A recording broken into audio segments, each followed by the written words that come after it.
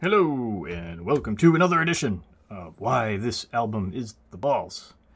So instead of kind of rating these albums, because they're just not rateable in any particular order, because they're all equally awesome in one way or another. This is Morningrise, their second album in history. Again, the same folks that were in the first album: Anders Norden on the drums, Johan de Farfalla on the bass, Peter Lindgren with the guitars, along with Peter Ackerfeldt, of course, and Dan Swano, the engineer, still. I think Dan Swano kind of filled in on a few spots because that guy's another one of those musical geniuses that can just play about anything, and he can fill in to do just about anything if he so sees fit. Now this album is what, 5 songs, all over 10 minutes long, and of course the Black Rose Immortal reaching an impressive 20 minutes long. So this is one of those albums that kind of broke the chain in that realm of, it doesn't need to be a 5-minute, 6-minute song of, you know, the typical, you know, you got your hook, you got your chorus, you got your, you know, vocals, then you go back, repeat, and then end. So intro, chorus, lead guitar, chorus, outro. Kind of the boring stuff that we've all been accustomed to throughout the years. And then there's been a few people out there that broke the mold, but this particular one, they really broke the mold. As far as production-wise, this was unheard of during that time. It's like, who the hell is going to listen to a song for 10 minutes? Like, come on. Never mind 20. Okay, people aren't going to buy an album with 5 songs on it, right? That was their mentality back then. Well, they were wrong. So the first track, Advent, right off the bat, just kicks in with an enormous double bass madness with a mega riff, leading down to that beautiful fretless bass that Johan is such a master at, and then it goes into those acoustics that are just so beautiful, and then back into a slow and heavy riff. So this whole album is basically weaving in and out of heavy riff madness and acoustics, and in this particular song, this is what makes this song really awesome. This really stood out to me, this part here.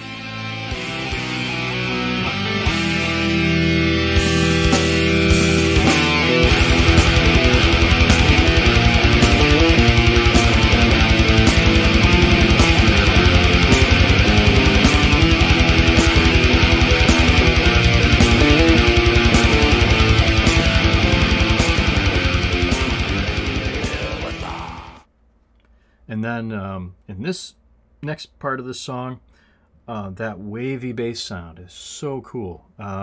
You just don't really hear that much in terms of sound in an album. They really nailed it with adding all these intricate little things to make it just different from everyone else. That wavy bass sound was really cool, mixed in with the acoustics. And also, too, getting into the soft vocals in this particular part, and then back to the riff.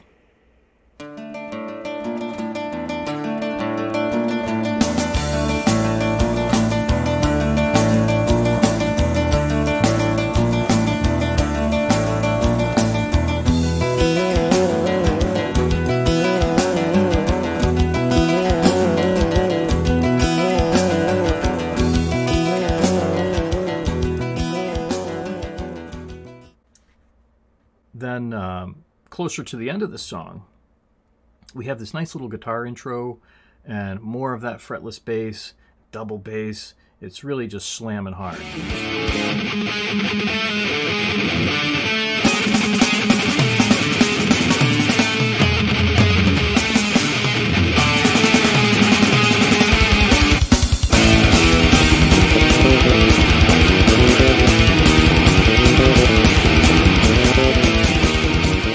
Now, the ending of the song is really what stands out for this particular tune. is a nice fade out with these ghostly vocals in the guitar sound, the soft acoustics, and it kind of repeats that pattern till the end of the song. It's such a beautiful ending to a great tune. Into the void. Almost there.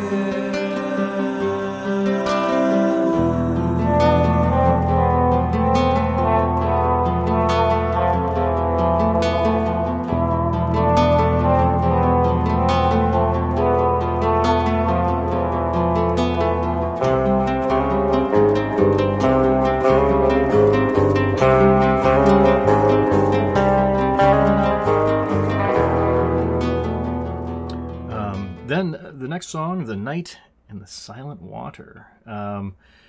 It starts off with, again, some nice heavy riff, and it keeps going until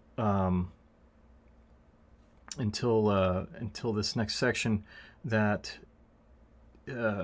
we have this particular, and I want to look at the chord progression on this song, because this beautiful 4 notes.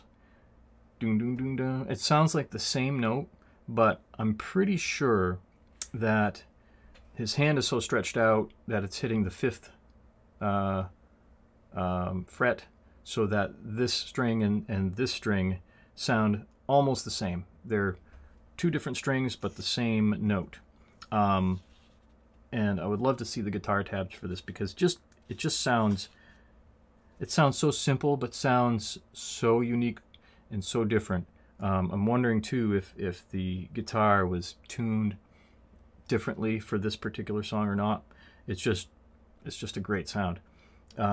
It's the beat in this is so clean and super tight that it just feels so great mixed with that acoustic. And then the vocals leads into this what I would call an acoustic medley. It's so beautiful.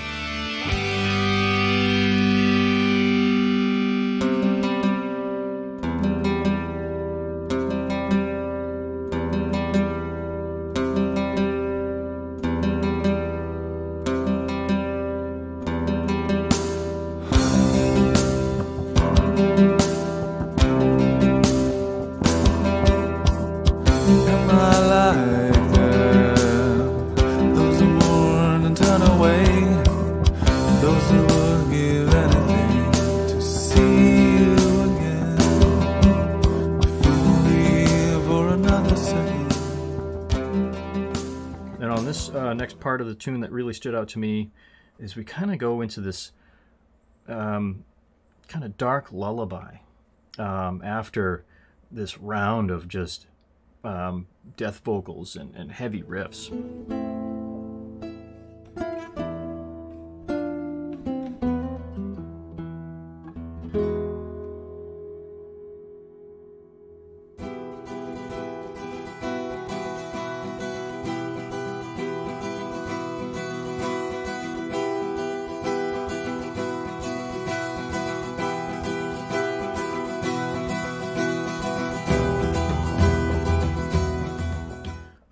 And in the end of the song, another part that really stood out to me was this riff comes in, and then it fades with more of this melancholy acoustics, more of these nice little medleys.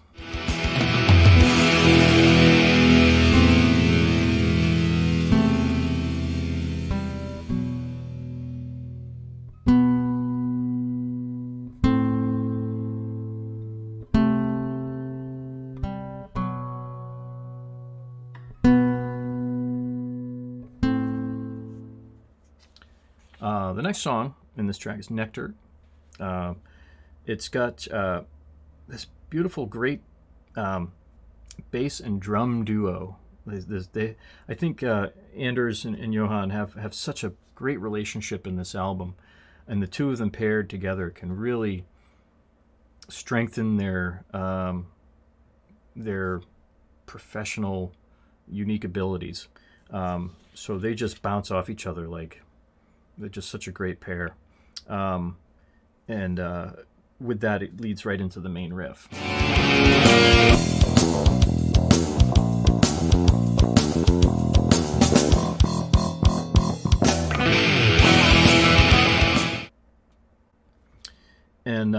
You have this cool little bass pause, this little sliver in this song with nice little bass sound. It really is cool. And then back to the main riff going into the lead.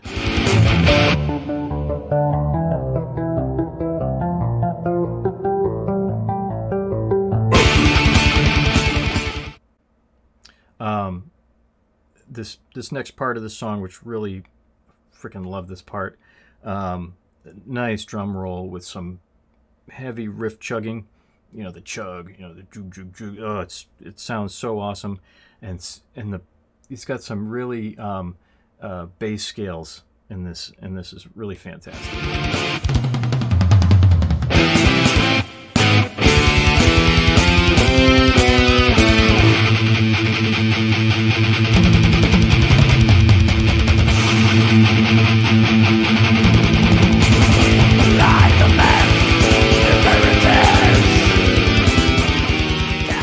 The ending of the song, these just hauntingly beautiful acoustics. The bass and drums are just so tight in this, and then it just has such an abrupt ending going into the next tune.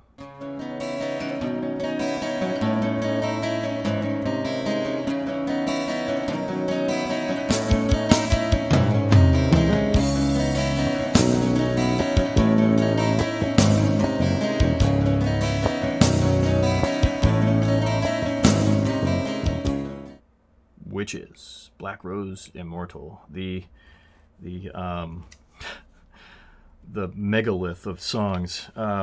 It starts off hard and heavy, and then in this section, I just love the medieval style of these acoustics, and then right here, and then going back into this great riff.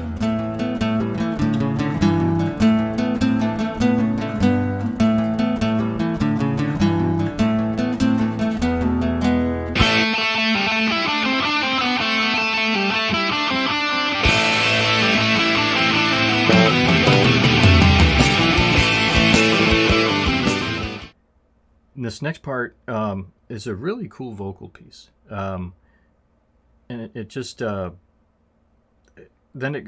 after this really soft vocal sound, this chaos, and then a big pause to this dark ambient acoustics. It's awesome.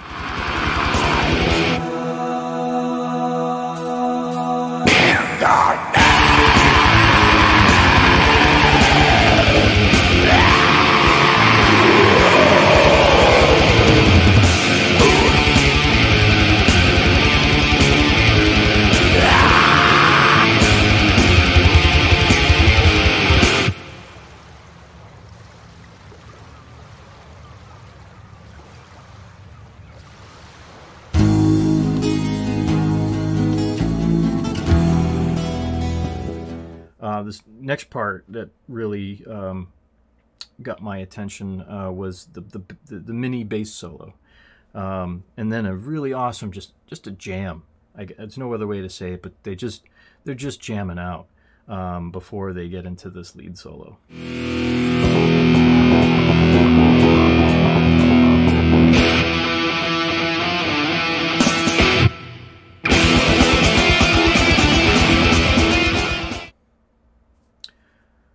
This next part, it fades to these soft vocals and this really cool effects, some nice guitar effects with this, and still sticking with this kind of medieval style acoustics. Rising sun.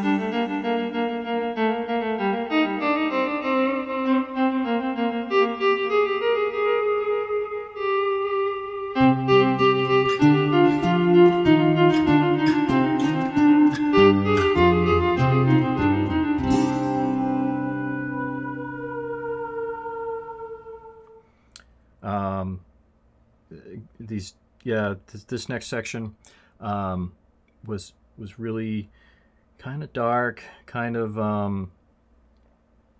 you know, you get those uneasy tones, the uneasy chords, but it's got again, the beat and the bass are just so sharp and pronounced and super awesome. These guys got such a great relationship.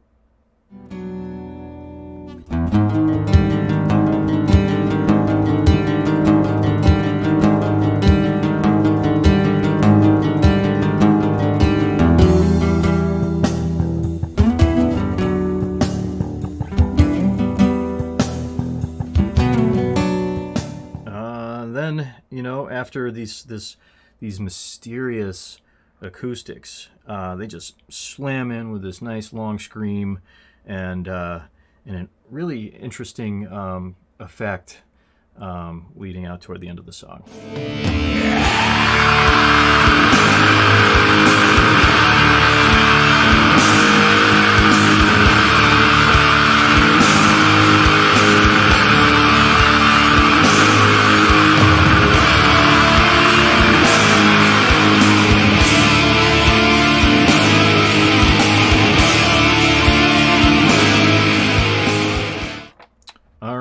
Then the final track, To Bid You Farewell. This is a great song to call it the ending. It kind of had that feeling like, oh, is this the end? Like for Opeth of forever? You know, it just had that vibe of like they really put that sincere effort into having that emotion of really being a farewell.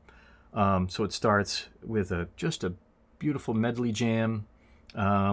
Really, it's just you know, they're just having fun, it seems. It's a really great jam, I guess. Jam. In this next section of the tune, it changes tone, very somber and really soft vocals.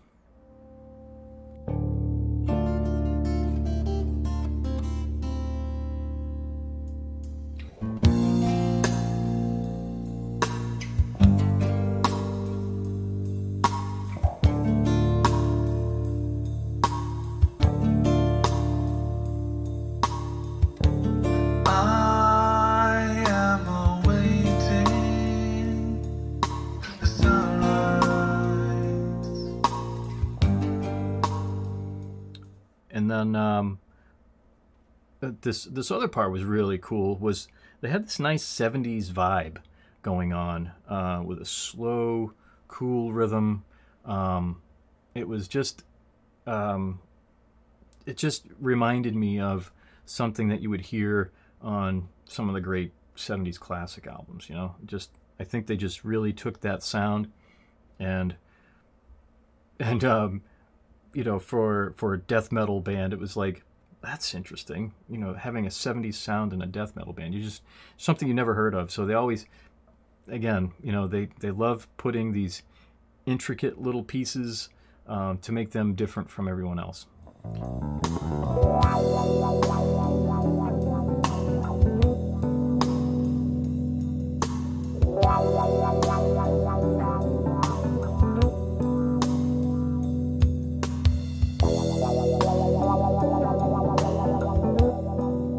And then it ends with these soft vocals, just as if to say farewell.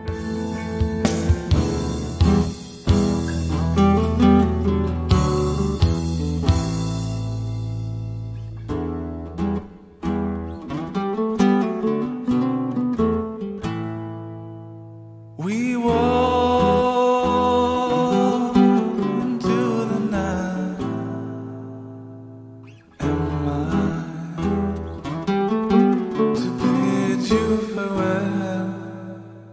I think they really pulled it off on giving this the ending of this album like a question mark, a big question mark of like, this could really be the end. And I wonder if at the time, if people were really thinking, you know, was that it?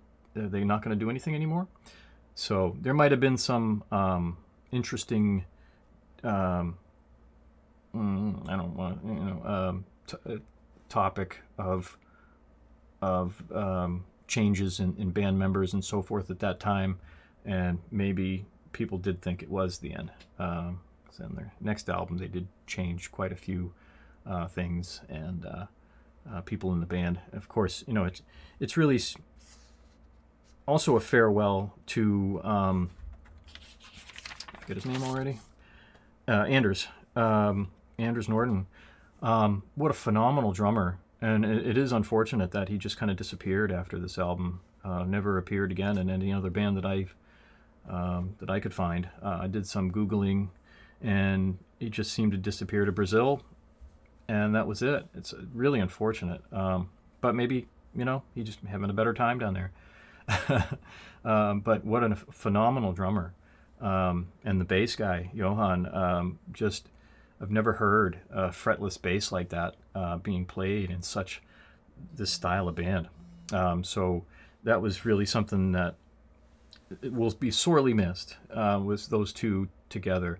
I think they had a beautiful relationship, and it's unfortunate that we won't, you know, hear them paired together again. But this album will live on forever. So there's that. So these are the reasons why I think this album is the balls. And, you know, as with every Opeth album, there's always something for everyone. It's like the biggest yard sale ever. Alrighty, folks. Hope you enjoy, and stay tuned for the next one, which will be next week or two. I'll get to all of them at some point. We'll do a kind of nice recap, as you would say, to kind of really pinpoint of what I thought were the best things of the album. So, all right, until the next time, cheerio!